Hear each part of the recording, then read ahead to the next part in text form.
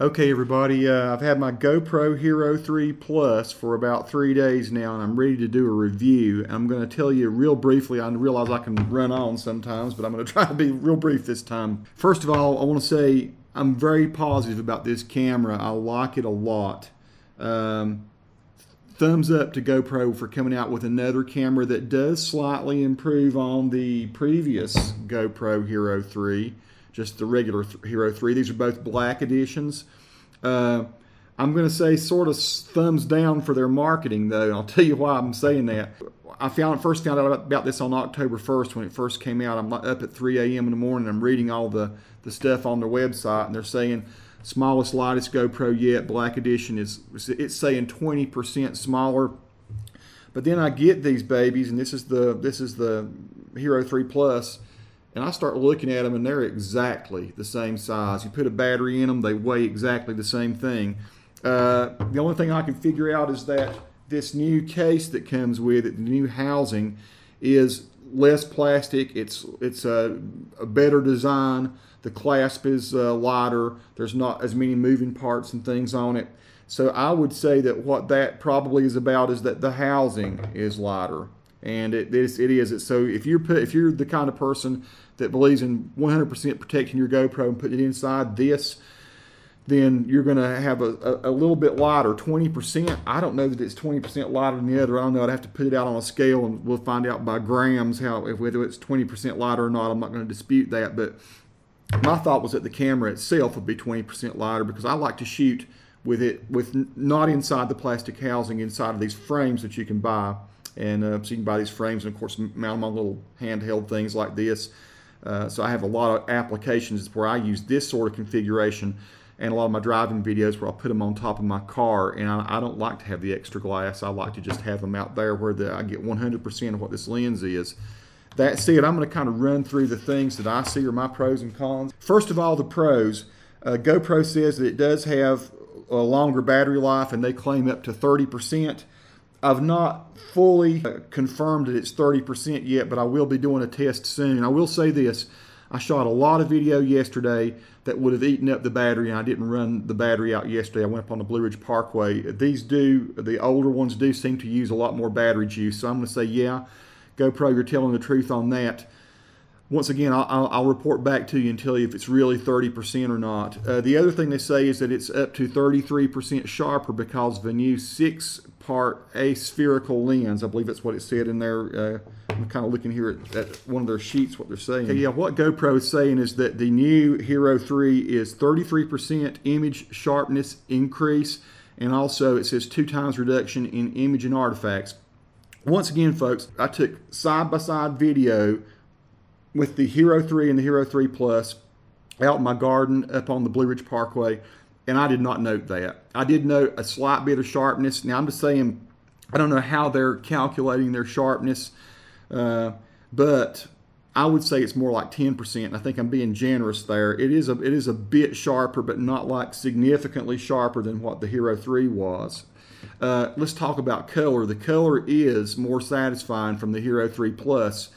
It's got, the old Hero 3 had maybe just a slight grayish tint to it. It also leaned more toward the blues. It was sort of a cool looking piece of video. Now that you're shooting clips with this one, you're getting more reds, you're getting more greens. It's a richer, and is it like significantly different? You know, you don't want to push those other colors too much, or you start to look artificial. I would say it's pretty accurate, and I've shot some in ProTune. Yeah, if you shoot ProTune on either one of these, there's a real advantage to that. You can pull it straight into Premiere, and you can do some things with it you might not normally be able to do with video that is not such a high data rate. The real key, though, is going into the GoPro software that comes with it, the GoPro Studio, and use the Cineform codec. It'll make your video 5 times larger to convert to it. But if you're like a person that's doing cinema, if you're wanting to really make a movie with the GoPro Hero 3 or do the highest quality, you're probably going to want to make that conversion. Then you can do stuff with the video that's just like what you would do in Camera Raw with Photoshop. You can do a lot of outstanding saturation, exposure changes, tint, hue, saturation type things, sharpening even. So you know, the thing with protein, I just don't use it that much unless I'm doing a really 100% going to get paid big money for it project, because it eats up a lot of space. And that said, the video that you shoot not in protein mode, just in standard mode, out of this one looks really nice. Again, the GoPro kind of stuff on their website now would say that it's a significant improvement in audio quality. I'm not going to say that. I did, once again, some A/B testing. I had two GoPros on a Steadicam side by side, and I did this, and I listened to my own voice. I listened to surrounding noises and sounds. I would say probably a 10% increase in gain with the Hero3 Plus. I'm going to say that the audio sounded just as good one on the other, and the reason I'm not making that really a super negative is the audio was really pretty good on the GoPro Hero 3, particularly after they fixed some of the things that the initial GoPro Hero 3 problem had. Another thing I'm going to say is stability. So far I've shot probably 100 clips with this at every frame rate. I'm just doing video. I've not shot photos or time lapses or anything like that, photo sequences. But I will say it's super stable. So there, rest assured, folks, that when we had trouble with the original GoPro back in December of last year and on into, I would say, almost April, we had problems with freezes and lockups and things like that, and weirdnesses.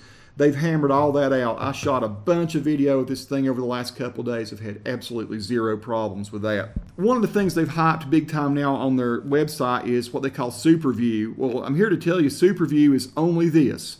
SuperView is like, for instance, say you're shooting in 1440p. Now, 1440p is 1080p. It is still 1920 wide, which 1080p is 19 by 1080, right? 1440p is 1440 this way and 1920 this way. So all in the world that the new SuperView does is squash that 1440p down into 1080. And I understand what they're trying to do. They're trying to give you in 1080p all those extra pixels that are on the top and the bottom, but you know what it does? It just makes you look fat. Who wants to be looking fat and squatty? And who wants to take your landscapes that are big and tall and squash them down flat? The SuperView, to me, is useless. They offer it in the 720p, which I'm sure is, I've not tested this yet, but I'm sure it's the 960p that they use. They have a 960p version, which is 720, which is 1280 by 720 is your typical 720. Then they have the 960, which is extra pixels on top. It's 960 this way, but 1280. Well, all they've done again is they've squashed those pixels down, and you're going to be squatty and fat looking. And you know, human beings and my landscapes, I don't want them looking squatty and stretched out horizontally, which is what the result is. If you wanted to do that anyway, you could take your 960p video or your 1440p video, and you could just do that with your software. I don't know any decent software that wouldn't take it and you could change your pixel aspect and squash it. So I don't know why they're touting that so much. If that's what you like, if you want to be able to do that in camera, you can now do that in camera. Okay, one thing I found with mine, it's a little problem, and you know, when you go to take the video out of the camera and put it into your computer, you know, you can either use your fingernail, you can pull the little video card out and you can put it into a card reader, or with the old GoPro Hero 3, you could just plug your USB cord in and plug that into the computer and offload your video. That's pretty cool. That ended up being the way I most of the time did it, because it's aggravating to get that little bitty card out, find a small card reader and use that. So I really was digging taking the USB cord, sticking it in there, and then you just power it up. You just hit power and it would know that it was hooked up to a computer. It would become like a hard drive. You could drag the videos off onto your hard drive.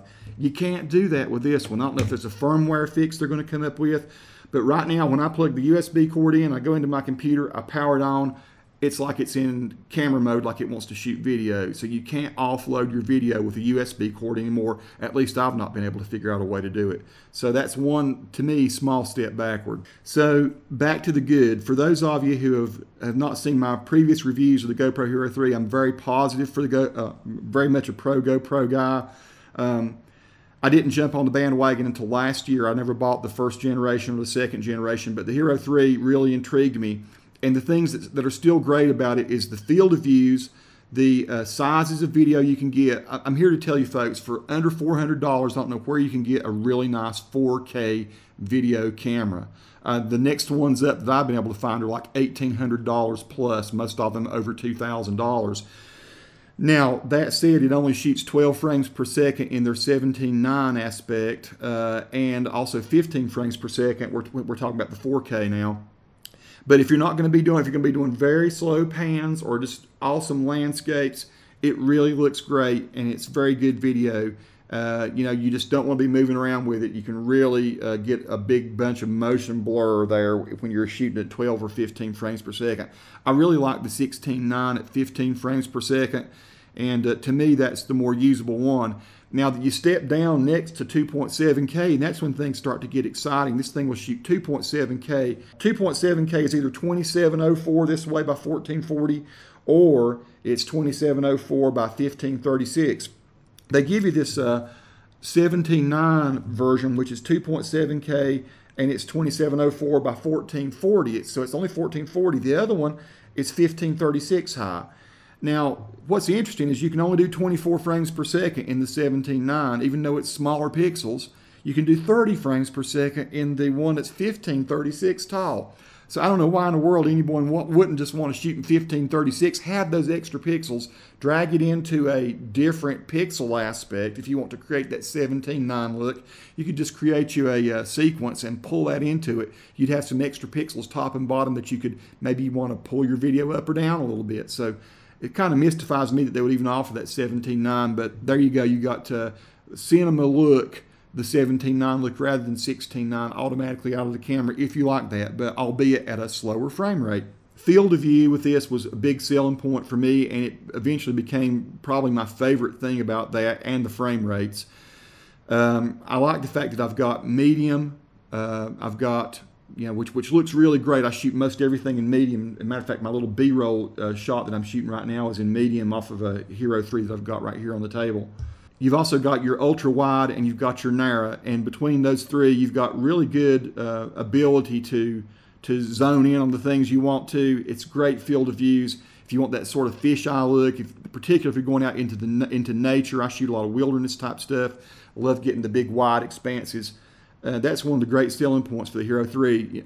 Frame rate, I love being able to shoot 60p, 100 frames per second, 960, you know, 120 at 720p. You can do a lot of great slow motion things. When you're driving, you can freeze frames and stuff if you have the things mounted to the top of your car. You can go all the way up to the 240 frame per second in the WGA mode, which it really works best outside. I don't like it under particularly fluorescent lights. You get a lot of flutter. It's not a great mode to shoot in for quality, but it is if you want to see some things really slowed down like a hummingbird's wings. The other thing, of course, is portability. No camera that I know that shoots the video quality that this one does is this light. So you've got great video that's super light. You can mount it on almost anything. It is the most portable, to me, camcorder that shoots very high quality video in a multitude of frame rates and different sizes. So that's really all I'm going to say today. There's a lot more that I will be probably adding later to this video and other things that I'll tag on. First thing I'll say is this worth buying now? Well, it is the new standard, so the answer is yes. You still get an awful lot of camcorder for under $400. Is GoPro's hype on their website all that? Well, I don't get my personal opinion. I'm not seeing everything that they claim here. I'm not seeing significantly improved audio. I'm not seeing significantly improved sharpness. I am seeing better color, and you know, everything else. The SuperView, I could take that or leave that. I'm probably never going to use that, and I'm betting a lot of people will find that very limited use as well. People just, like I say, they don't want to look like little squashed munchkins. My review here is absolutely positive. Love this camcorder. This camcorder is worth owning. However, if you want to save a few bucks and could still find the old Hero 3, there may be some people that have those stocked. I think they sell those. They're worth selling them for $329, so you could save about 30, 70 bucks or whatever by buying the old one, and you're not going to have a lot less quality. my last message to GoPro is that what we're really looking for here is we're looking for the next step up, which would be 4K at like 24 frames per second or 30 frames per second. The 2.7, it'd be really great if we could go up to 48 with that. It would be really awesome if we had 1080p at either the 100 or 120 frames per second. I realize that's going to be quite a leap. And the other thing I will say, I did purchase my card this time through GoPro, and because that was the thing a lot of people were thinking was the problem. I took my card out. I've seen, I don't have it in here. But I bought the Lexar that came recommended by GoPro, and that may have resulted in some of the problems not happening as far as the freezing. I will say this, though. I first bought SanDisk when I got my original GoPro Hero 3, not even a year ago. A lot of people think it was the SanDisk, or it was the little Ultra SD that was causing the problem. Well, it was a Class 10. It turned out after it was not the problem. That was not the problem. It was software, it was firmware related issues, because once GoPro fixed that, I've had absolutely zero hangups with the GoPro Hero 3. So folks, that's it. I will say it's worth getting. Go out, enjoy it, move through the world with it, shoot some great video, post it and share it. It'll change the way you shoot. It'll definitely open up the world as far as where you'll consider shooting video, how you'll consider shooting it, where you'll take it to. So I've become a much more video-oriented thinker now that I have the GoPro Hero 3 than when I had big cameras I had to move around like this with. Cheers, folks. Good luck. Send me any questions you've got. I'll try my best to answer them as I learn more and more about this new cool little camcorder.